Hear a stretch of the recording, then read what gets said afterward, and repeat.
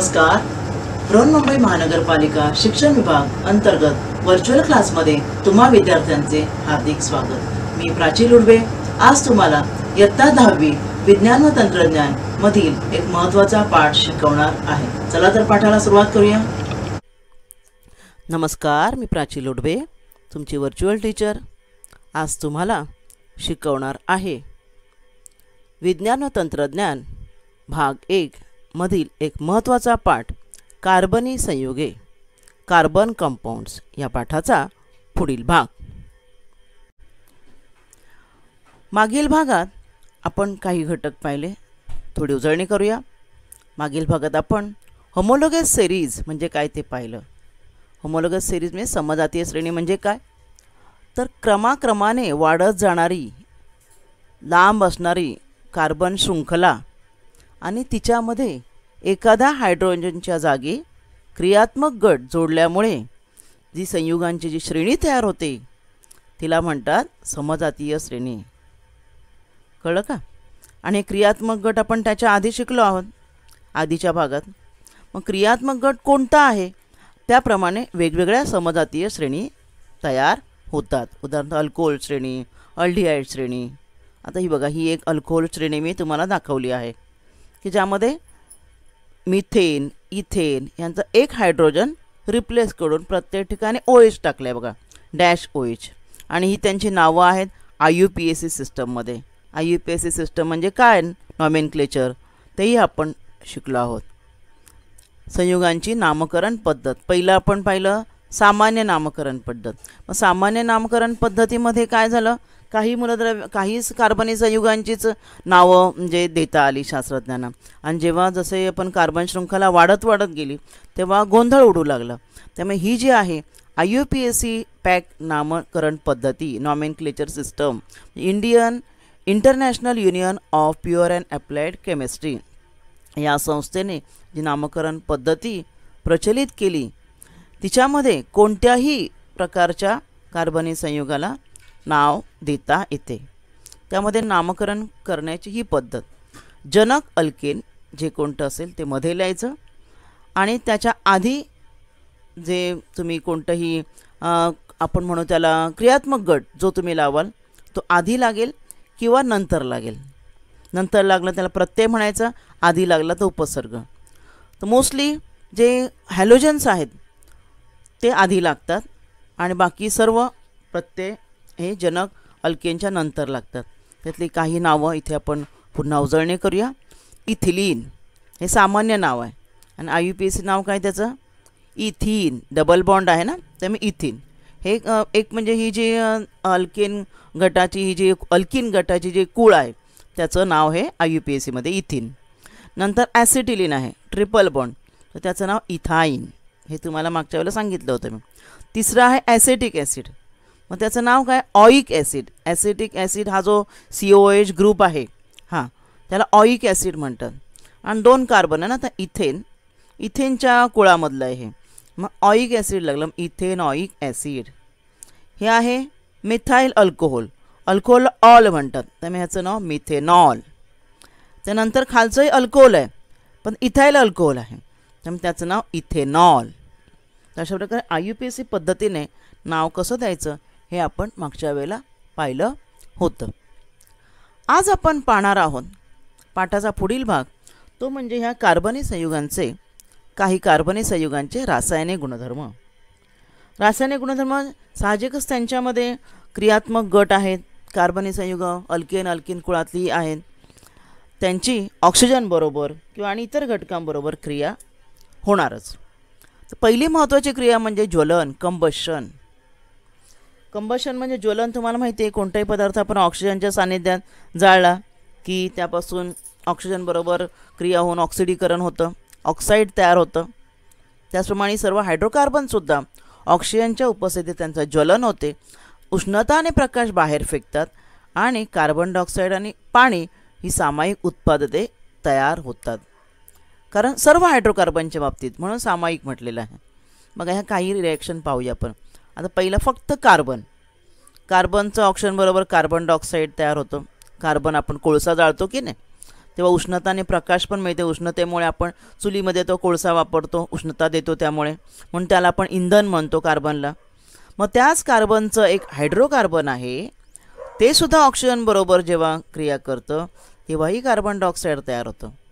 पण त्यात H असल्यामुळे पाणी पण तयार होतं, पाणी आणि उष्णता व प्रकाश. दुसरं इथेनॉल आहे, इथेनॉइक ॲसिड, तेही ऑक्सिजन बरोबर क्रिया करतं. तिथेही कार्बन डायऑक्साईड, पाणी आणि उष्णता प्रकाश, म्हणजे ही सामायिक उत्पादितं आहेत. कोणतंही हायड्रोकार्बन जेव्हा क्रिया करतं तेव्हा उष्णता ऑक्सिजन बरोबर क्रिया करतं, तेव्हा उष्णता, प्रकाश आणि कार्बन डायऑक्साईड व पाणी ही उत्पादिते तयार होतात. इथेनॉल हे संपृक्त कार्बनी संयुग आहे, बरोबर. आता इथेनॉल हे संपृक्त कार्बनी संयुग आहे, हायड्रोकार्बन आहे, बरोबर. परंतु एक नॅफ्थलीन म्हणून हे एक संयुग आहे. नॅफ्थलीनमध्ये किती बघा, किती कार्बन आहेत पाहूया आपण. 1 2 3 4 5 6 हे 7 8 9 10 कार्बन आहेत. त्या कार्बनच्या मानाने हायड्रोजन कमी असणार. तर नॅफ्थलीनचा काय गुणधर्म आहे आणि संपृक्त तुमचा जो गॅस असतो, आपण संपृक्तच्या बोलण्याच्या आपण आधी गॅसबद्दल बोलूया. आपला जो घरगुती गॅस असतो तो गॅस पेटवला निळी ज्योत दिसते, बरोबर ना. मग आपला जो घरगुती गॅस आहे तो प्रोपेन आणि ब्युटेन यांचा संयोग आहे, म्हणजे संपृक्त कार्बन आहे, संतृप्त, बरोबर ना. मग सॅच्युरेटेड कार्बन हे संयुग आहे. आणि त्यामुळे सॅच्युरेटेड कार्बन हे संयुग बहुधा निळी ज्योतच देतात पूर्णपणे ऑक्सिजन बरोबर जळल्यावर. कळलं की नाही, निळी ज्योत असते बघा. आपण गॅसची बघा पिवळी ज्योत आली तर आपण म्हणतो काहीतरी बिघडलं आहे. मग काहीतरी बिघडलं आहे म्हणजे त्याला ऑक्सिजन मिळणारी जे होल असतात, बरोबर ना, म्हणजे ऑक्सिजन पूर्ण ऑक्सिजन देणार आहे, ते होल समजा बुजली असतील तर पूर्ण ऑक्सिजन मिळालं नाही तर पिवळी ज्योत दिसते. आणि पिवळी ज्योत दिसली की काजळी येते बघा. म्हणजे असंतृप्त जे हायड्रोकार्बन आहेत, कार्बनी संयुगे, ते पिवळ्या ज्योतीने जळतात आणि काळा धूर सोडतात आणि त्याच्यामुळे काजळी, भांड्यांना काजळी जमा होते बघा भांड्यांवर. तर नॅफ्थलीन हे त्या प्रकारचं आहे. पण इथेनॉल वगैरे जे संतृप्त कार्बन आहेत, कार्बनी संयुग आहेत, ती मात्र निळ्या ज्योतीने जळतात आणि काही काजळी निर्माण होत नाही. गॅसवर बघा ना, तुम्ही भांडी ठेवता गॅसवर, काजळी निर्माण होते का? नाही ना. पण कधी पिवळी ज्योत जर निर्माण झाली तरच काजळी निर्माण होते, बरोबर ना. म्हणजे रेणुसूत्रांची तुलना केली आपण. इथे 2 रेणुसूत्र दाखवले आहेत बघा. हे इथेनॉलचं दाखवलं आहे आणि हे कोणाचं दाखवलं आहे? नॅफ्थलीनचं दाखवलं आहे. तर दोघांमध्ये बघा, कोणामध्ये संतृप्तमध्ये जेवढे कार्बन आहेत त्यापेक्षा असंतृप्तमध्ये कार्बन जास्त आहेत. हे वलयाकार रचना आहे. वलयाकार रचनेमध्ये टोकं जी आहेत ती काय दाखवतात? कार्बन दाखवतात. आणि डबल बॉन्ड त्यांच्यामध्ये आले म्हणजे असंतृप्त आहे आणि कार्बन जास्त आहेत आणि हायड्रोजन कमी आहेत. कारण तुम्ही प्रत्येक कार्बनच्या इथे जर मोजलं, तुम्हाला माहिती आहे प्रत्येक कार्बनच्या 4 व्हॅलेन्सी पाहिजेत. मग डबल बॉन्डमुळे काय होतं? तेवढा हायड्रोजन कमी होतो ना. त्यामुळे नॅफ्थलीनमध्ये इथेनॉलच्या तुलनेने कार्बन रेणू जास्त आहेत. तेव्हा जेव्हा हे जळतं नॅफ्थलीन किंवा कोणतंही असंतृप्त हायड्रोकार्बन, तेव्हा काय होतं? त्या दरम्यान न जळलेले कार्बन कणसुद्धा तयार होतात, एक्स्ट्राचे आहेत ते. आणि ज्योतीमध्ये असताना हे तापलेले कार्बन कण काय करतात? पिवळी ज्योत देतात, बरोबर ना. अशा प्रकारे बघा, नॅफ्थलीन जे असंतृप्त हायड्रोकार्बन आहे ते पिवळ्या ज्योतीने जळतं. नॅफ्थलीन बॉल्स माहिती आहेत ना आपल्याला, आपण डांबर गोळ्या ज्या म्हणतो की नाही, कपड्यामध्ये वगैरे ठेवतो डांगर गोळ्या, त्या म्हणजेच नॅफ्थलीन आहे. आणि जो आपला घरगुती लिक्विड पेट्रोलियम गॅस जो आहे LPG, तो संतृप्त हायड्रोकार्बनने बनलेला आहे बघा. प्रोपेन आणि ब्युटेनचं मिश्रण असतं आणि त्याची अशी निळी ज्योत मिळते पहा. कळलं ना. याची पिवळी ज्योत मिळायला लागले की समजायचं त्याला ऑक्सिजन देणारे होल बुजले आहेत आणि ते आपण काय करून घेतले पाहिजेत? दुरुस्त करून घेतले पाहिजेत. पहा, या चित्रामध्ये मी दाखवलं आहे इथे की ज्वलन जेव्हा होतं बघा, ही पिवळी ज्योत म्हणजे अशा प्रकारे. हा एक बन्सेन बर्नर म्हणतात ह्याला, जो प्रयोगशाळेमध्ये वापरतात. ह्या बर्नरमध्ये सुद्धा LPG वापरतात आणि त्यामुळे निळी ज्योत कशी मिळते बघा, जशी आपल्या गॅससारखी. कळलं. आणि मग ह्याला सुद्धा पूर्ण कार्बन केव्हा मिळणार? इथे ना एक हे असतं, राऊंड फिरवायचं बघा. या ठिकाणी व्यक्ती फिरवत आहे. हा जो राऊंड एक म्हणजे रिंग असते, ती रिंग जी आहे ती बघा इथे तुम्हाला गोल दिसत आहे, म्हणजे ह्याला ऑक्सिजन पूर्ण मिळते. ही रिंग फिरवली आणि तो होल बंद केला तर त्याला ऑक्सिजन कमी मिळणार आणि मग अशी पिवळी ज्योत दिसेल. कळलं की नाही? पिवळी ज्योत दिसेल.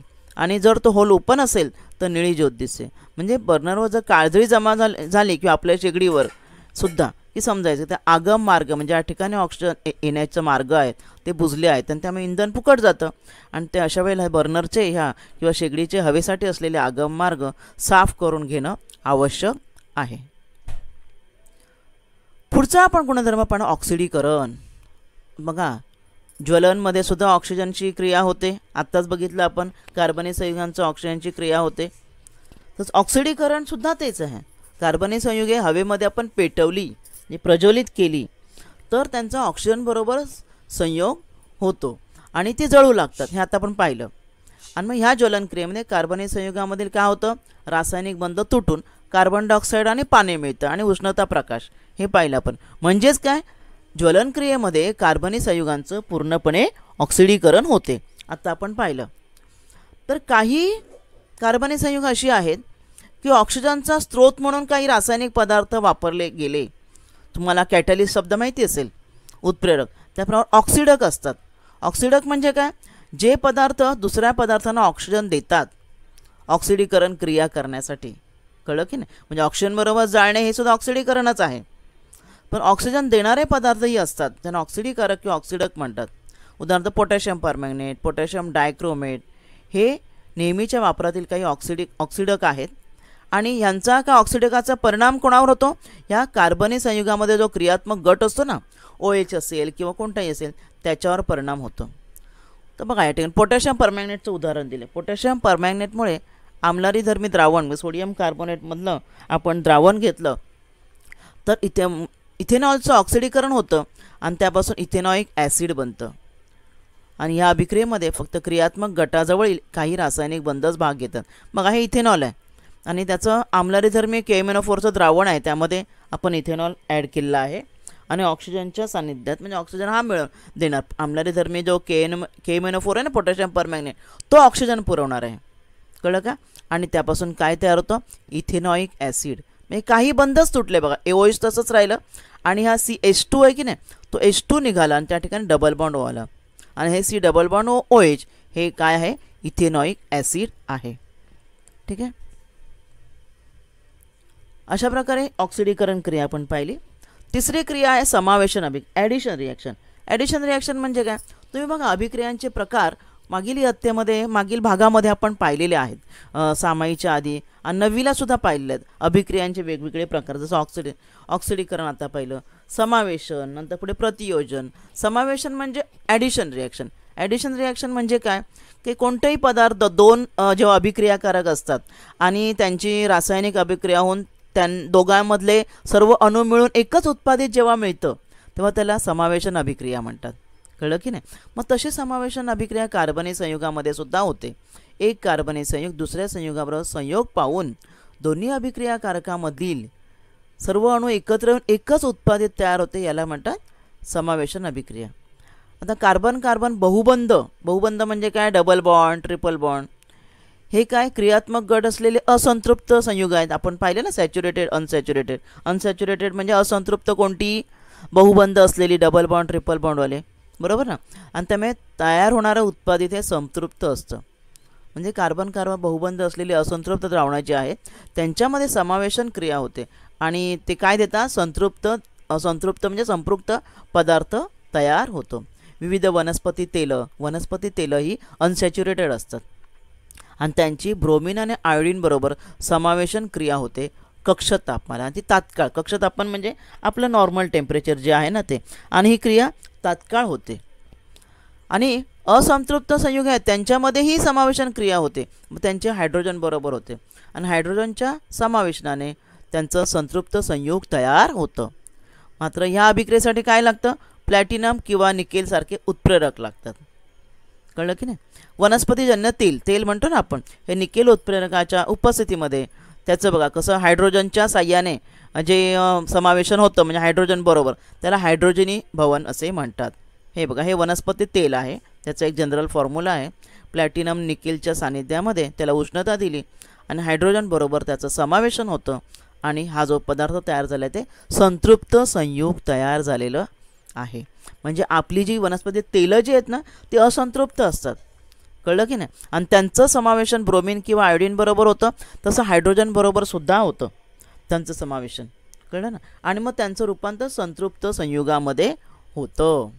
लक्षात ठेवा बाळांनो, आपली जी असंतृप्त वनस्पती तेलं जी आहेत, कळलं ना, त्यांच्यामध्ये लांब व असंतृप्त कार्बन शृंखला असतात आणि हायड्रोजन भवनानंतर त्याचं संतृप्त मध्ये रूपांतर होतं, म्हणजे त्यांचा डबल बॉन्ड निघून जातो आणि जे तयार होतं ते तूप. काय तयार होतं? तूप तयार होतं, वनस्पती तूप.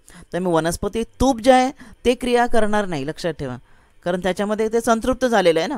त्यामुळे हे जे संतृप्त सहसा कमी क्रियाशील असतात आणि असंतृप्त जे आहेत ते क्रियाशील असतात.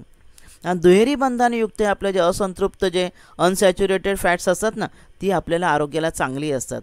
आणि सॅच्युरेटेड जी आहेत, आपण जी क्रिया करून हायड्रोजनीभवन करून आलेली आहेत, ती आपल्या आरोग्याला घातक असतात.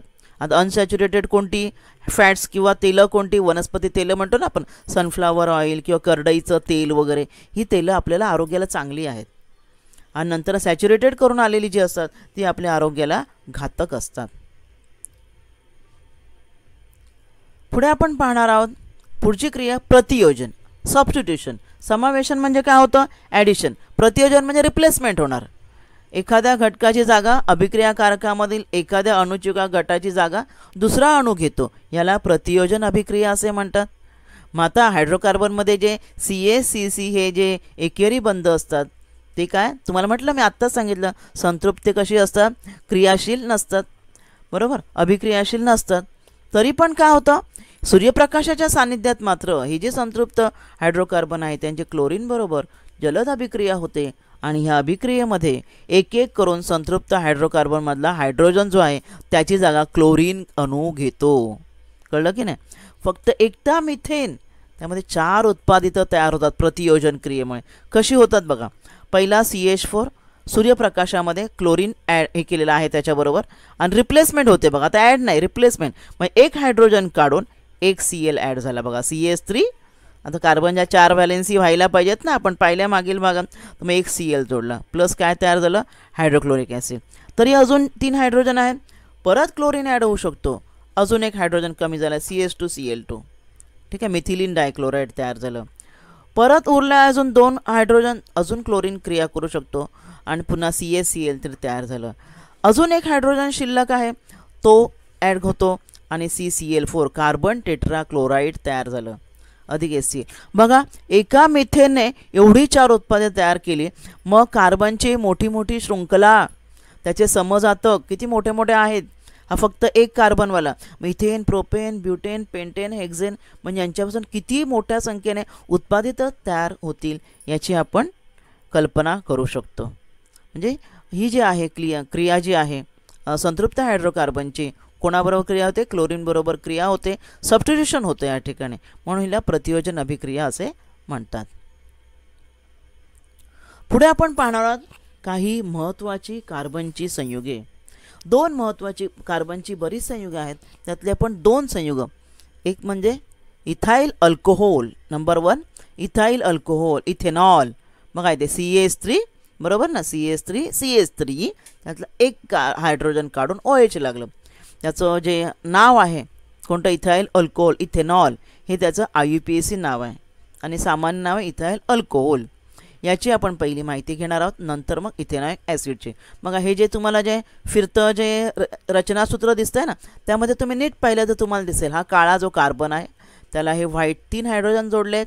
दुसऱ्या ह्या काळ्या कार्बनला 2 हायड्रोजन जोडलेत बघा, CH2. लाल हा ऑक्सिजन आहे, परत हा एक हायड्रोजन आहे, OH गट. कळलं? तर हे इथेनॉल काय आहे?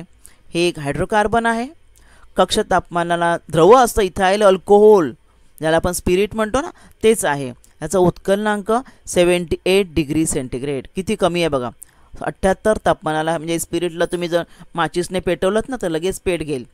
आपल्याला आपण बघा इंजेक्शन वगैरे देताना थंड पदार्थ लावतात, आठवतं तुम्हाला? द्रव पदार्थ डॉक्टर इंजेक्शन देण्यापूर्वी, तर ते आहे स्पिरिट म्हणजे इथेनॉल, इथाइल अल्कोहोल. त्याला अल्कोहोल म्हणजे इथाइल अल्कोहोल किंवा स्पिरिट असे म्हणतात. कळलं? तसेच त्याला मराठीत मद्यार्क पण म्हणतात. दारू जी असते ना, दारूमध्ये इथाइल अल्कोहोल असतं, पाण्यामध्ये पूर्णपणे विरघळतं. लिटमसने त्याची परीक्षा केली असं ते उदासीन आहे. कळलं? आणि विरल इथेनॉलची थोडीशी राशी प्राशन केली तरीसुद्धा नशा चढते. मद्यप्राशन निषिद्ध मानलेले असले तरी समाजात त्याचा फार प्रसार झालेला आहे, माहिती आहे तुम्हाला. आणि हे मद्यप्राशन म्हणजे इथाइल अल्कोहोलचे प्राशन अनेक प्रकारे आरोग्यास घातक आहे. त्यामुळे आपले चयापचय क्रिया, डायजेशन क्रिया, चेतासंस्था, मेंदूची क्रिया यांच्यामध्ये बिघाड होतात, त्यावर प्रतिकूल परिणाम होतात. अल्कोहोलिझम हे दाखवलं बघा चित्रामध्ये, कोणत्या कोणत्या अवयवावर परिणाम होतात ते अल्कोहोल घेतल्यामुळे. लिव्हरवर, जठरावर परिणाम होतात, हे जे आपलं लिव्हर आहे त्यावर परिणाम होतात.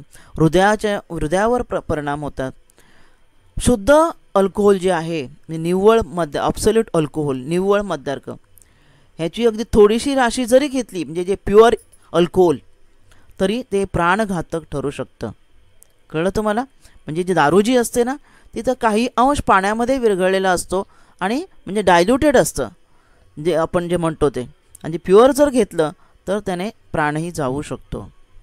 इथेनॉल हे एक चांगला द्रावक आहे आणि त्याचा उपयोग काय, हे तर झालं बॅड इफेक्ट, बरोबर. आणि उपयोगही आहे त्याचा. टिंक्चर आयोडीन म्हणतात ना, जे जखमेवर वगैरे लावायचं असतं, आयोडीनचं अल्कोहोलमध्ये द्रावण ते बनवायला, तसे खोकल्याचं मिश्रण बनवायला, तसे बलवर्धकांमध्ये याचा उपयोग केला जातो. हे याचे आपण काही भौतिक गुणधर्म पाहिले. आता आपण पाहूया इथेनॉलचे काही रासायनिक गुणधर्म. इथेनॉलमध्ये कोणता क्रियात्मक गट आहे? OH, बरोबर ना. इथेनॉल इथाइल अल्कोहोल, आणि तोच महत्त्वाची भूमिका बजावतो रासायनिक अभिक्रियांमध्ये. पहिली सोडियम बरोबर त्याची काय क्रिया होते पाहूया. सोडियम अधिक बघा इथाइल अल्कोहोल काय झाले बघा, रिप्लेसमेंट झाली आहे की नाही, ते सबस्टिट्यूशन झालं आहे बघा. हा Hची जागा Na घेतली आणि काय तयार झालं? सोडियम इथॉक्साईड. काय तयार झालेलं आहे? सोडियम इथॉक्साईड तयार झालेलं आहे. कळलं? म्हणजे इथेनॉलच्या सोडियम धातूबरोबरील ह्या अभिक्रियेमध्ये हायड्रोजन वायू आणि सोडियम इथॉक्साईड ही उत्पादितं तयार होतात. आणि अशा प्रकारे सर्व अल्कोहोलची सोडियम बरोबर क्रिया होते आणि हायड्रोजन वायू बाहेर पडतो आणि सोडियमचं आता ह्याचं इथेन आहे इथॉक्साईड, प्रोपेन असं तर प्रोपॉक्साईड, म्हणजे त्यांचे अल्कॉक्साईड्स हे क्षार तयार होतात. दुसरी निर्जलीकरण अभिक्रिया. पहिली आपण पाहिली सोडियम बरोबर. निर्जलीकरण म्हणजे पाणी काढणे, बरोबर ना. निर्जलीकरण म्हणजे पाण्याला काढणे. पाण्याला कुठून काढायचं? तर यामध्ये कशामध्ये आपलं जे इथेनॉल जे आहे त्यामध्ये पाण्याचा अंश आहे, कळलं ना, तो काढला जातो. सल्फ्युरिक ॲसिड बरोबर क्रिया झाली असता म्हणजे इथेनॉल तापवले असता त्याच्या रेणूमधून पाणी बाहेर काढलं जातं आणि तयार होतं इथीन, डबल बॉन्डवालं. हे असंतृप्त संयुग तयार होतं. पहा मग कुठून काढलं जातं? हा H2 आणि हा O, बरोबर, सहज सल्फ्युरिक ॲसिडच्या संपर्कामध्ये H2 आणि O काढले की काय राहिलं पहा. H2 आणि O काढल्यावर काय राहिलं? CH3C आणि एकच H राहिला. मग हा H जो आहे तो निघतो, CH2 डबल बॉन्ड CH2. कळलं तुम्हाला? हा एक H निघतो बघा, CH3चा H निघतो, लक्षात ठेवा. हा CH3चा एक H निघाल्यामुळे आणि हा OH निघाला की पाणी आलं आणि मग उरलेला हा बॉन्ड कुठे जाणार? हा इथे मध्ये जातो, डबल बॉन्ड, म्हणून इथिलीन हे तयार होतं. इथे सल्फ्युरिक ॲसिड निर्जलीकारक म्हणजे पाणी, याच्यातून पाण्याचा अंश काढणं. आणि तुम्हाला माहिती आहे सल्फ्युरिक ॲसिड आपल्या हातावर पडलं कुठलंही ॲसिड तर आपली स्किन भासते म्हणजेच काय करतं? सल्फ्युरिक ॲसिड हे निर्जलीकारकच आहे.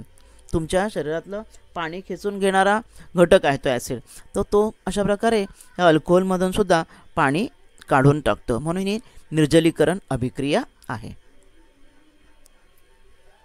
आता पाहूया दुसरं कार्बन संयुग इथेनॉइक ॲसिड. इथेनॉइक ॲसिड म्हणजेच ॲसिटिक ॲसिड. आपण व्हिनेगर वापरतो की नाही आपल्या घरी? आपल्याला कोणते काही पदार्थ बनवायचे असतात, लोणची, मुरांबे वगैरे, हे टिकवण्याचे पदार्थ जे आहेत त्यांच्यामध्ये हे ॲसिटिक ॲसिड व्हिनेगर वापरतात. त्याची बघा या ठिकाणी फिरणारी प्रतिक्रिया तुम्हाला दिसते आहे. फिरणारी प्रतिक्रिया तुम्ही नीट पाहिलीत मग अशाप्रमाणे तो तुमच्या लक्षात येईल. हा काळा कार्बन आहे आणि हे सफेद 3 हायड्रोजन आहेत, ठीक आहे, CH3 डॅश. परत हा C काळा कार्बन आणि double bond O, C double bond O आणि OH असं असतं नाही का. त्यामुळे हा एक O वरती आहे आणि हा एक O आडवा आहे, त्याला जोडून हा H आहे, कळलं. तर CH3, C double bond O, OH हे इथेनॉइक ॲसिड म्हणजेच ॲसिटिक ॲसिड. ह्याचा उत्कलनांक 118 डिग्री सेल्सिअस आहे. त्याला ॲसिटिक ॲसिड पण म्हणतात. आणि त्याचं जलीय द्रावण ॲसिड असल्यामुळे काय ते आम्लधर्मी आहे, निळा लिटमस लाल होतो. लोणचे वगैरे हे जे पदार्थ आहेत ना, मोरांबे वगैरे यांचे परिरक्षक म्हणजे ते खराब होऊ नयेत. मग आपण असंच साधं बनवलं तर खराब होतात ना, मग तेल वगैरे जास्त टाकावं लागतं. म्हणजे आपल्याला दुकानचे जे मिळतात त्यांच्यामध्ये बेन्झोइक ॲसिड, ॲसिटिक ॲसिड असं ह्यांची द्रावणं वापरलेली असतात की ज्यामुळे ते लवकर खराब होत नाहीत.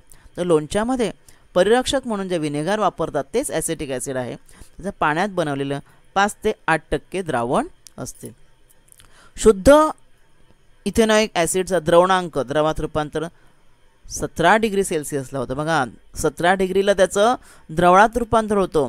आणि त्यामुळे थंड वातावरण जर असेल की हिवाळ्यात हे इथेनॉइक ॲसिड जे आहे ना म्हणजे विनेगर ते कक्ष तापमानालाच गोठतं. म्हणजे आपलं कक्ष तापमान 27 आहे ना, त्यापेक्षा जरी थोडंसं जर तापमान कमी झालं ते गोठतं आणि बर्फासारखं दिसतं. म्हणून त्याला ग्लॅशियल ॲसिटिक ॲसिड असे सुद्धा म्हणतात. काय म्हणतात? म्हणजे बर्फ कसा असतो ग्लेशियर, म्हणजे बर्फाचा माहिती आहे तुम्हाला, जो बर्फाचे हिमनग त्यांना ग्लेशियर म्हणतात, कळलं ना. म्हणून ह्या ॲसिडला ग्लॅशियल ॲसिटिक ॲसिड असे म्हणतात. त्याचे बघा या ठिकाणी CH3COH रचनासूत्र इथे खालील चित्रात दाखवलेलं आहे. तर याचे आपण काही रासायनिक गुणधर्म पाहूया. आता याच्यामध्ये कोणता आहे ग्रुप? ॲसिडमध्ये एथेनॉइक ॲसिडमध्ये आत्ताच बघितलं C≡OH याला म्हणतात कार्बॉक्सिल ॲसिड गट. आणि हा जो गट आहे तो क्रियात्मक गट रासायनिक गुणधर्मामध्ये मुख्यत्वे कार्य करतो. जसं मग इथेनॉलमध्ये क्रियात्मक गट OH होता, त्याचं रिप्लेसमेंट होत होतं. तसं या ठिकाणी हा कार्बॉक्सिल गट रासायनिक अभिक्रियेमध्ये भाग घेतो. आता पहिले आम्लारी बरोबर काय क्रिया आहे बघूया. आम्लारी बरोबर 2 क्रिया. पहिली तीव्र आम्लारी बरोबर क्रिया. तीव्र आम्लारी म्हणजे काय? स्ट्रॉंग बेसिस NaOH KOH यांच्याबरोबर क्रिया. तर स्ट्रॉंग बेस सोडियम हायड्रॉक्साईड आणि KOH आहे. तर ह्या तीव्र आम्लारी बरोबर उदासीनीकरण होतं. हे ॲसिड आहे ना, हे त्यामुळे ॲसिड अधिक बेस काय होतं तुम्हाला माहिती आहे ना, उदासीनीकरण क्रिया काय? आम्ल अधिक आम्लारी बरोबर क्षार आणि पाणी. त्यामुळे इथेनॉइक ॲसिडची NaOH बरोबर क्रिया होऊन काय होणार? क्षार काय होणार? CH3CO हा H आहे तो रिप्लेस होतो Na आणि हा H आणि OH म्हणून पाणी तयार होतं. तर ह्याला म्हणतात सोडियम इथेनॉएट किंवा सोडियम ॲसिटेट. इथेनॉएट म्हणजे इथेन आहे ना, इथेनॉइक ॲसिड, त्याचं मी IUPAC नाव सांगितलं सोडियम इथेनॉएट हे नाव पण आहे किंवा सोडियम ॲसिटेट असंही म्हणतात. हा क्षार तयार होतो. आता ही झाली तीव्र आम्लारी बरोबर. आता कार्बोनेट आणि बायकार्बोनेट, सोडियम कार्बोनेट आणि सोडियम बायकार्बोनेट हे कसे सौम्य आम्लारी आहेत, कळलं ना. त्यांच्याबरोबर काय क्रिया होते त्या ठिकाणी रिॲक्शन दाखवले बघा. काय की एका परीक्षा नळीमध्ये सोडियम कार्बोनेट घ्या, धुण्याचा सोडा, कळलं. आणि ही जी परीक्षा नळीला बूच लावायचं आहे, स्टँडला अडकवायचं आणि थिसल फनेल असतं ना, नरसळ्याच्या साहाय्याने वरून तुम्ही ॲसिडिक ॲसिड होता. फसफसणारा वायू निघतो. तर बंद असल्यामुळे काय होणार? तो वायू या वायुवाहक नळीतून इथे या परीक्षा नळीमध्ये जिच्यामध्ये ताजी चुन्याची निवळी आहे तिच्यामध्ये तो वायू पास करा. जेव्हा वायू ह्या निवळीमध्ये जाईल तेव्हा ती चुन्याची निवळी काय होते? पांढरी होते. याचा अर्थ तो कोणता वायू बाहेर पडला? फसफसणारा वायू, कार्बन डायऑक्साईड, कळलं की नाही. म्हणजे सोडियम कार्बोनेट बरोबर तेव्हा त्याची क्रिया होते तेव्हा सोडियम इथेनॉएट जो मग असाच पदार्थ सोडियम इथेनॉएट तयारच होतं, हा क्षार. आणि पाणी तर येतच, शिवाय कार्बन डायऑक्साईड, कारण हे दोन्ही कार्बोनेट आहेत ना ज्यांच्याबरोबर त्याची क्रिया होत आहे. कार्बोनेट आणि बायकार्बोनेट जे स्वतःच कार्बन डायऑक्साईडने संयुक्त अशी संयुग आहेत. त्यामुळे कार्बन डायऑक्साईड बाहेर पडतो. आणि काय होतं? कार्बन डायऑक्साईडची परीक्षा कशी करायची? चुन्याच्या निवळीने तुम्हाला माहीत आहे. चुन्याच्या निवळीमुळे कार्बन डायऑक्साईड जेव्हा पास केलं आपण पण फुंकर मारली तर ती पांढरी होते, दुधाळ बनते. ही कार्बन डायऑक्साईड ओळखण्याची ही एक काय टेस्टच आहे, कळलं. आणि इव्हन आपण साधंसुद्धा आपल्या घरी कॅल्शियम कार्बोनेट किंवा सोडियम कार्बोनेट घरी धुण्याचा सोडा असतो, तुम्ही त्याच्यावर लिंबू पिळलं की तुमच्या घरी जर ॲसिड असेल तर टाकून बघा, फसफसणारा वायू निघेल आणि तो वायू कार्बन डायऑक्साईड असतो. आता हे झालं सोडियम कार्बोनेट ना. हा बायकार्बोनेट म्हणजे खाण्याचा सोडा आपला असतो ना घरी, पापडामध्ये वगैरे आपण घालतो किंवा भजीमध्ये घालतो, त्याच्यातही बायकार्बोनेट म्हणजे एक सोडियम कमी आणि H आला आहे, त्याच्यातही तेच होणार आहे, सोडियम इथेनॉएट आणि पाणी आणि कार्बन डायऑक्साईड. म्हणजे तीव्र आम्लारी बरोबर त्याचा सोडियम इथेनॉएट आणि पाणी तयार होतं. आणि कार्बोनेट बरोबर कार्बन डायऑक्साईड वायू बाहेर पडतो. ही झाली एक आम्लारी बरोबर अभिक्रिया. दुसरी इथेनॉइक ॲसिडची इस्टरीभवन क्रिया. इस्टरीभवन म्हणजे काय, तर हे जे कार्बोक्सिलिक ॲसिड व अल्कोहोल यांच्यातील अभिक्रियेने इस्टर हा क्रियात्मक गट असलेले पदार्थ तयार होतात. हे तुमचं जे ॲसिड आहे त्याची जेव्हा अल्कोहोलबरोबर क्रिया होते, ॲसिड उत्प्रेरकाच्या उपस्थितीमध्ये इथेनॉइक ॲसिड, बघा ॲसिड हे उत्प्रेरक, इथेनॉइक ॲसिडची इथेनॉलबरोबर क्रिया होते आणि त्यावेळेला जो इथिल इथेनॉइड पदार्थ तयार होतो त्याला इस्टर म्हणतात. इस्टर हा सुद्धा एक फंक्शनल ग्रुप आहे. मग कशी क्रिया होते त्याचं या ठिकाणी चित्र दाखवलं आहे पहा.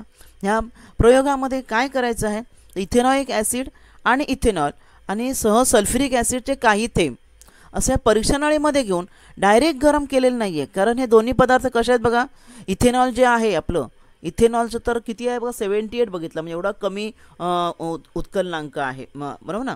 आणि त्यामुळे आपण तो लगेच डायरेक्ट गरम केलं तर पेट घेईल. कुठले हे दोन्ही ॲसिड डायरेक्ट गरम केलं तर पेट घेतील, म्हणून पाण्यामध्ये ठेवली आहे परीक्षणनळ्या बघा. आणि परीक्षणे पाण्यामध्ये ठेवून पाण्यातून त्याला जेव्हा उष्णता मिळेल तेव्हा ते इस्टर तयार होणार आहे. कळलं. आणि मग इस्टरचे तुम्ही ह्या परीक्षा करू शकता, तुम्ही चेक करू शकता इस्टर जे आहे ते. ह्यामध्ये इस्टर जे तयार होतं त्याची बघा ही अभिक्रिया आहे. काय दिलं आहे बघा, इथेनॉइक ॲसिड आणि इथेनॉल उत्प्रेरक, ॲसिड उत्प्रेरक आहे. इथाइल इथेनॉइड त्याला इस्टर म्हणतात. इस्टर ग्रुप कसा असतो माहिती आहे का, सी डबल बॉन्ड ओ आणि बाजूला ओ, इथे एकत्र दाखवलं आहे COO, हा ग्रुप इस्टर ग्रुप आहे आणि पाणी तयार होतं. हा इस्टर काय आहे, हे गोड वासाचा पदार्थ आहे आणि बऱ्याचशा फळांना जो स्वाद येतो की नाही तो त्यामध्ये असलेल्या फळामध्ये असलेल्या विशिष्ट प्रकारच्या इस्टरमुळे असतो. सुवासिक द्रव्य किंवा स्वाददायी पदार्थ जे असतं ना, सेंट वगैरे, यांच्यामध्ये इस्टरचा वापर करतात. आणि पुन्हा सोडियम हायड्रॉक्साईड ह्या अल्कलीबरोबर जर क्रिया केली ना तर पुन्हा इस्टरपासून जे अल्कोहोल आहे ना, जे आपलं इथेनॉल, ते पुन्हा मिळतं सोडियम क्षाराच्या रूपामध्ये. आणि त्यामुळे साबण बनवण्यासाठी ह्या प्रक्रियेचा उपयोग करतात. साबणीकरण अभिक्रिया जी आहे ती करण्यासाठी ह्या इस्टरपासून इस्टरची पुन्हा कशाबरोबर NaOH बरोबर क्रिया करून आपल्याला पुन्हा अल्कोहोल मिळतं. अशा प्रकारे इथे आपण ह्या भागामध्ये, आजच्या भागामध्ये कार्बनी संयुगांचे रासायनिक व भौतिक गुणधर्म पाहिलेले आहेत. या भागात आज आपण या भागात इथेच थांबूया. माझा व्हिडिओ आवडला असेल तर लाईक करा, शेअर करा आणि असे अनेक एज्युकेशनल व्हिडिओ पाहण्यासाठी MCGL व्हर्च्युअलच्या चॅनेलला सबस्क्राईब करा. धन्यवाद. बेल आयकॉन क्लिक करा, ज्यामुळे नवीन व्हिडिओचे तुम्हाला नोटिफिकेशन्स मिळतील.